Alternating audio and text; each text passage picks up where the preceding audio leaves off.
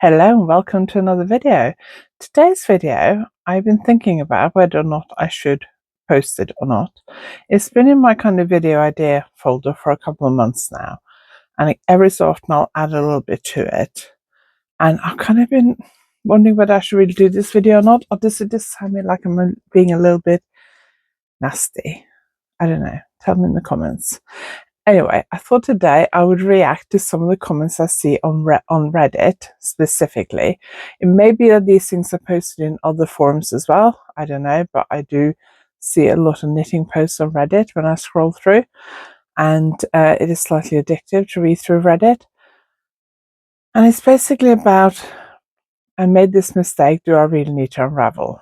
And similar things like that. So I thought I'd just go through some of the things that I keep reading over and over again. Some of them feel like they're on a daily basis, and just give me my views on them. So I hope you enjoyed today's video.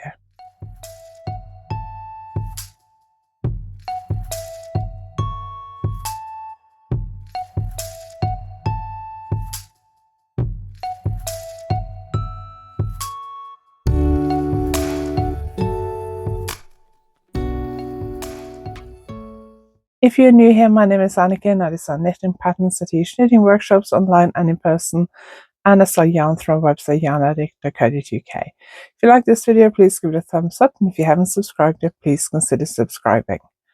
So I quite often see posts on Reddit, mainly on the knitting sub on Reddit, but it is discussed quite a lot in a couple of other subreddits.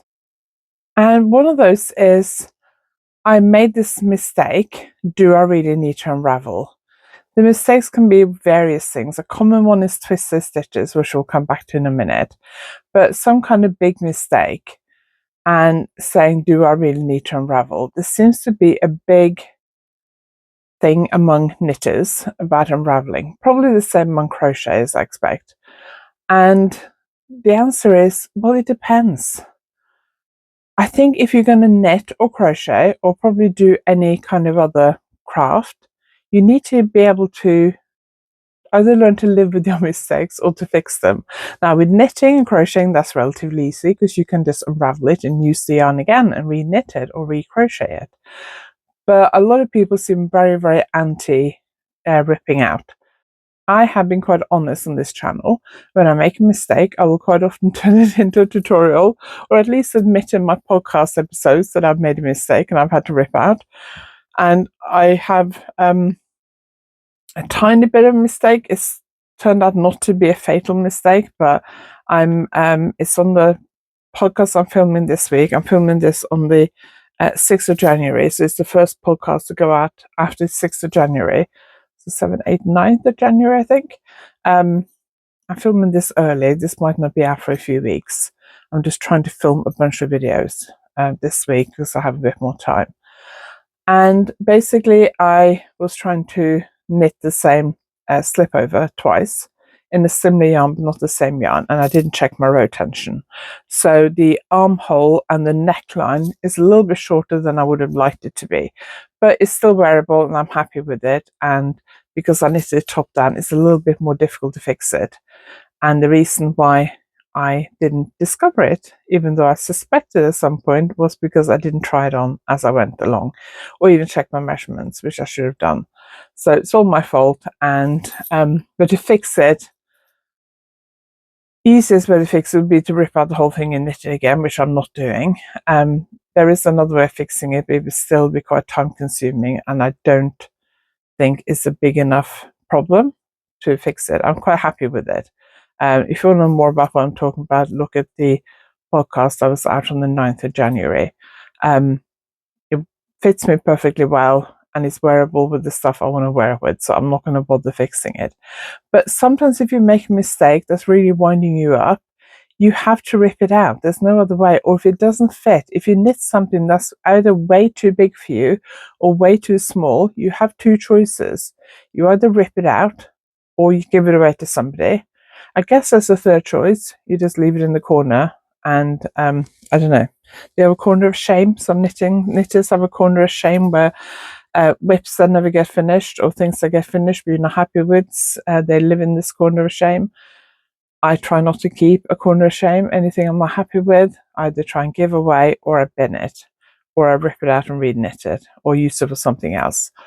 So if you made a mistake, decide whether you can live with it or not. And if you can't, then decide whether somebody else can live with it, because it might be one of those mistakes only you notice. Or decide whether you want to give it away, or decide whether you want to rip it out and reuse the yarn, or decide whether you want to bin it. I know it seems like a waste to bin yarn, and depending on the cost of the yarn, yes, it could be a big waste to bin your yarn. But I have done that mainly with stuff that's been in progress for a long time, and I just know I'm never going to go around to finishing. I had some yarn, I can't remember what it was, years ago. This is slightly off topic, but I bought some yarn, 2 balls, can't remember what it was, but I really like the colours. And I don't know how many times I cast on. Over several years, I cast on with this stuff for several times, and I just never really got going with anything. And the last time I pulled my needles out and ripped it out, I thought, oh, I just can't be bothered. And I just pulled my needles out and then binned it, because I thought this yarn is obviously not destined to be knitted by me. Yes, I could have wound it up and given it to somebody, but I just had enough of it and I just binned it. Which is probably very wasteful and not a good idea, but sometimes that's what I do. So it depends on what the mistake is. Some things can be fixed without having to rip the whole thing out. You might be able to, especially with knitting, you might be able to drop things down a few rows where the mistake is. If you made the same mistake over and over, then you do have to rip it out. I saw some the other day, and it was somebody who'd knitted a cable. I don't know if it was a scarf or it was just a swatch, because it wasn't very wide. Maybe it was a scarf. And the cable was working perfectly well at the start, and then they were all crossing the same way. And then obviously at some point they started crossing every other one the opposite way. So it was like I can't remember what they're called now. It's a while since I've done cables. Actually, it's not that long since I've done cables, and it's a cable I really like to look at, but it didn't fit with the cable that was on the bottom because there were different cables. And they were saying, how can I fix this? Well, the only way you can fix it is to either pretend it's deliberate and carry on, or rip it out. It may not be what you want to hear, but sometimes the only answer to your problem or to your question is you either live with it or you rip it out. Let me know whether you are happy to rip stuff out or whether you'd rather forget you ever knitted it and hide it in a corner somewhere. We will hopefully be moving towards the end of this year, or maybe early next year, but I'm hoping towards the end of this year. And I'm kind of dreading clearing out this house because we've lived there for a very long time. And I'm sure there are some few projects hidden away somewhere that I started and never finished. And I'm just hoping I don't find too many of those. We will see. One thing I saw the other day, and I just want to say, if you happen to be one of the people who posted this or something similar, I'm not having a go at these people specifically. This is just an example. And I saw somebody who'd knitted a stranded colorwork yoke top down. Yoke looked quite nice, except they had twisted stitches in them. I can't remember now because I didn't keep the pictures. I can't remember. So I can't remember they twisted their knit stitches on every round or every other round. Twisted knit stitches are big, or twisted stitches generally are a big problem. And I must admit, I'm sure I see posts about it almost daily on Reddit. It's easy if you are self-taught to knit to, when you're purling, accidentally wrap the yarn the wrong way around, and that applies whether you knit English style or continental style. In continental style, you may actually be knitting what's called combination style, which means that the way you wrap your yarn for or the way you wrap your needle around the yarn for continental knitting means that your stitch will be sitting twisted on the next row. So instead of having the leading leg at the front, you'll have the leading leg at the back. It's not a mistake if you're doing it deliberately and you know you're doing it. It is a recognized knitting technique that's very popular with people from Eastern Europe, Eastern Germany, Poland, countries around that area, as far as I understand. I think also Russia and countries around that region. But it is quite common. And there's nothing wrong with that, as long as you know how to knit the stitches on the knit row. because if you knit the stitches on the next knit row, if you knit them into the front loop, your stitches will be twisted. You have to always knit your stitches into the leading leg, whether that leading leg is at the front or back. If you want me to do a tutorial on this, let me know and I might add it to my schedule. But twisted stitches seems very, very popular. On Game of Wool, one of the contestants who went there quite early on, Meadow, I think it was. She's from Northern Ireland, I think. And she was knitted twisted stitches. And I remember in episode 1 seeing that there were some twisted stitches in one of the projects, one of the group project. Was it a sofa cover they did in episode 1? I can't remember. And then I think it was the next episode, or maybe the third episode. I can't remember when she went out. I think she went out after the second episode. I can't remember. But at some point, one of the judges pointed out that she had twisted stitches. And she said that she didn't realize she was twisting the stitches, but I think that's what she said in the program. But then she also said on social media afterwards that it was deliberate and that that's a common thing to do in Northern Ireland. At least that's how I interpreted what she said on social media after she was voted off the show. And I'm not sure that that's true, because I've had people comment when I said that on my YouTube video about that episode. Somebody commented and said, I'm from Northern Ireland. I've never heard that, so I'm not sure that that's true. Twisted stitches are fine if that's where you want them to be. It can be a design feature, but it will look very different from regular stocking stitch. I had somebody in my workshop quite a few years ago at an event where I was teaching. So it was a short workshop, like 2.5 hours probably.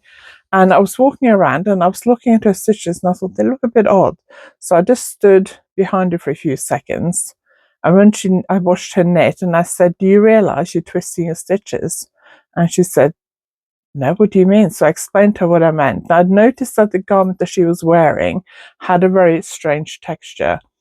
And she said, is that why my garment, and she pointed to a sweater, looks like this? And I went, yes, it is. And she said, oh, I wonder why mine didn't look as smooth and look different from everybody else's. And I said, well, yeah, you're twisting your stitches. And she said that she was basically self-taught. She'd learned from YouTube videos. And I do a lot of YouTube tutorials and I have online courses. So obviously I am pro learning from videos. But the problem with that is that you don't have anyone who can tell you whether you're doing the right thing or not. So I can demonstrate a technique and you might think you are copying me exactly and doing exactly what I'm doing, but actually you are not. And because I can't see what you're doing, I can't correct you. Now, if I'm teaching you to knit, for example, a beginner's knitting class, which I haven't taught for a long time, and there's a very good reason for that. But if I had you in a one-to-one learn to knit class or in a group learn to knit class, I would then show everyone how to do a knit stitch and how to do a purl stitch, and I walk around and check that you're doing it correctly. So if you weren't, I could correct you. When I teach continental knitting, it is very common for people to get the purl stitch slightly wrong. If you wrap the yarn the wrong way around, it will be twisted. Same with the knit stitch. And that happens quite often in continental classes. And I didn't realize that it did till I started teaching it, because I've been knitting continental style for as long as I can remember, longer than I can remember. So I don't remember ever making that mistake. Maybe I did when I first learned to knit. I don't know. I don't remember learning to knit. It's so long ago. But if I'm in the class with you, I can say, actually, you're doing this wrong. Do it this way. Whereas if you're learning from online, that's not an option. And I think a lot of, especially young people now, probably aren't even learning off YouTube videos, which tend to be slightly more long form. YouTube tutorials tend to probably be slightly longer. A lot of people are learning from TikTok videos, which tend to be shorter. My daughter, I did teach her to crochet as a child, but she didn't do very much. She made a couple of granny squares, I think. And then when the pandemic first started, after the first lockdown, here in the UK in August 2020, she started a degree, and it was a very, very full degree. She was basically having online lectures all day from like 9 to 5 every day, which she struggled with. So she decided to teach herself to crochet again. And I said, well, I won't be able to help you because I won't be able to see you, because they lived in Wales and we lived in Cornwall, so we couldn't see each other. And she said, no, I found some TikTok videos. So she basically taught herself to crochet again, and she crocheted a whole sweater, from what I understand, basically from TikTok videos. And it looked quite good, and she did it correctly, and she wore it for years, and it looked great. So it's not impossible to learn from those kind of videos, but it is a little bit more difficult. Another comment I see a lot is, will my uneven color work even out when I block it? You quite often see people post pictures online doing a beautiful colorwork yoke, but it's very puckered and looks very bumpy and lumpy. And yes, it may even out. The problem is, unless I see your floats, I won't be able to tell you. If your colorwork is puckering because your floats are too short, then it's not going to even out.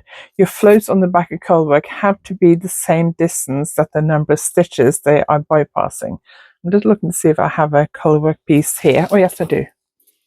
I have this mitten. I discovered a dropped stitch in it last time I was using it for a workshop, and I haven't got around to fixing it yet. But if you look on the back of this colorwork, you can see that all my floats lie flat. They need to lie flat to cover the number of stitches that they are bypassing. They shouldn't be hanging down because that can make them too loose, and they should have enough give in it to see you have a little bit of give, a little bit of stretch in your pattern, depending on what it is. This is a mitten, so it doesn't need a huge amount of give. You just need to be able to get it on your hand. If it's a sweater, you need to maybe be able to get it over your head, get your sleeves through, that kind of thing. If it's socks and the colorwork is on the leg, you need to be able to get it past your heel, which requires quite a lot more stretch. But the floats need to be long enough to bypass the stretches of color they're bypassing. So when I'm knitting in grey here, the purple is floating past those stitches on the back, and the float needs to be long enough to go past those stitches. And sometimes when you're knitting color work, it can look a bit puckered, but if your floats are long enough, blocking it will be able to even it out. You can just block it, or steam press it, or block it under like a little bit of tension. Like wet block it under a little bit of tension will quite often just even it out nicely and make it look nice. Steam pressing it is quite often enough. It just depends on what it is and what yarn you use. But if your floats are too short and don't cover that distance, if the distance is that long, your floats are that long, you can block the living daylights out of it. It's not going to be enough because your floats are shorter than the number of stitches they are floating past, if you like. So it depends. I can't be bothered to weave in ends. Do I really need to weave in ends? This one really winds me up. Yes, sometimes you may not get around to weaving in ends for a while. I personally will not wear something till I've woven in ends, because as far as I'm concerned, it's not finished. No, I don't really enjoy weaving in ends. It's a bit boring, but unless it's somewhere where I've changed colours a lot, in which case I'll probably try and weave them in as I go. With most things, it doesn't take that long to weave in ends. I mean, by the time I've cast off weaving in ends, 15 minutes, 10 minutes, maybe half an hour if there are a lot of ends, but just weave them in.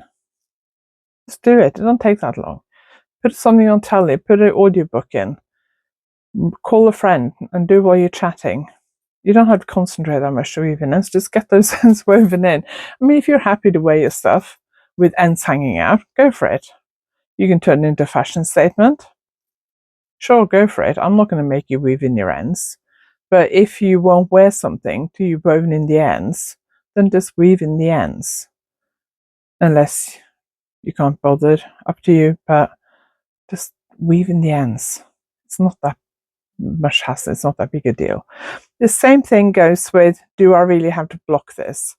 Now, it depends on what we're talking about blocking, what we mean by blocking. I had somebody in my workshop a couple of years ago, I think it was 2-3 years ago maybe, and she was really lovely, really, really lovely. She was a fairly newish knitter, although she was very good and she did really well in the workshop. But the first thing she said to me was, I don't want to block anything. I was like, okay, well, this class isn't on blocking, so fine. I can't remember what the class was on. But she just kept saying several times, I don't want to block things. And in the end, I said, why don't you want to block things? And she said, I just don't like it. And I said, well, blocking, what do you mean by blocking? So most of us, when we think of blocking like a lace piece. And I have tons of tutorials on my website for how to block lace and other things. And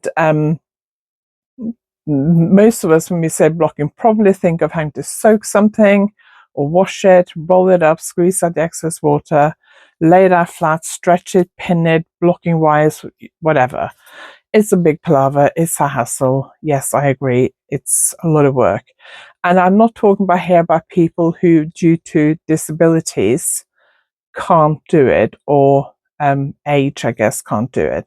Like if I block something, I used to block lace shawls and things on my floor.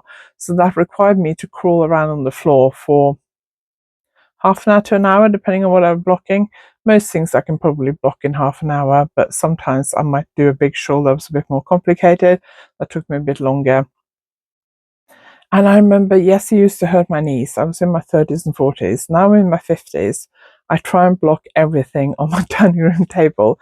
And look at some of my big shawl blocking videos. If you go to my website and click on tutorials and scroll down, you can see there's a section where I list a load of blocking videos. Some of my big shawls that I've blocked, I can block them on my dining room table, even though my dining room table is relatively small. It only seats 6 people, so it's not that big. But I use blocking mats and I push them onto chairs and things to support them. And I've managed to block some really big things on there because I just don't want to get down to the floor. We got laminate flooring now, which is very hard to kneel on. I have arthritis in my knees. I can get up and down from the floor without any problems. I've been practicing that. I've been working very much on my leg strength and practicing getting up and down, because a few years ago when I first, 8 years ago, maybe, when I first was diagnosed with arthritis in my knees, I couldn't get off the floor for a few months, and that really frightened me because I was only in my late 40s. So I can get on and off the floor, but I don't really want to crawl around on the floor on my knees for that long. It also hurts my neck if I kneel down on the floor and bend over for a long time, especially later in the day, like in the evening. It hurts my neck a lot, and I have a neck injury as well. So I try and avoid doing that if I can. But blocking might just mean steam pressing something, spraying it with water or washing it and just laying it flat without any pinning or anything. It just depends on what you're doing. And at the same time, if you're making something that requires a little bit more than just a quick steam press or just lying flat to dry, if it requires a little bit more to make it look its best, it really is worth it. So unless you physically can't manage to do the blocking, and if you can't, then that's absolutely fine. But if you can do it and you just choose not to because you don't want to, or because you're just too stubborn, then that item isn't going to look its best. I've seen people knit beautiful lace shawls and they just don't look that great because they haven't been blocked properly. I'll quite often look at someone's lace shawl I see online. I've even seen them in magazines and books, and I think, oh, if only you blocked that properly, it would look so much better. I am quite picky when it comes to blocking things properly, especially when it comes to lace. But I think most things can improve with blocking. I finished the slipover I was talking about recently. That was just stocking stitch. When I finished it, yes, I could have sprayed with water or washed it and laid it flat and all that, but I wanted to wear it, so I just gave it a quick steam press and it was fine. Just to smooth it out and even out any lumps and bumps and make it relax a bit. Just makes it look a lot better. So let me know, any of the stuff I've talked about today struck a nerve with you? Tell me in the comments. Have you read similar comments and they just wind you up and you just get a bit, you just do a massive kind of eye roll every time you read it? Let me know in the comments. Or do you think I'm just being mean even talking about this? If you do, tell me that as well in the comments. I'm tough, I don't mind. If you like this video, please give it a thumbs up, and if you haven't subscribed yet, please consider subscribing. Thank you very much for watching. I will see you in the next video.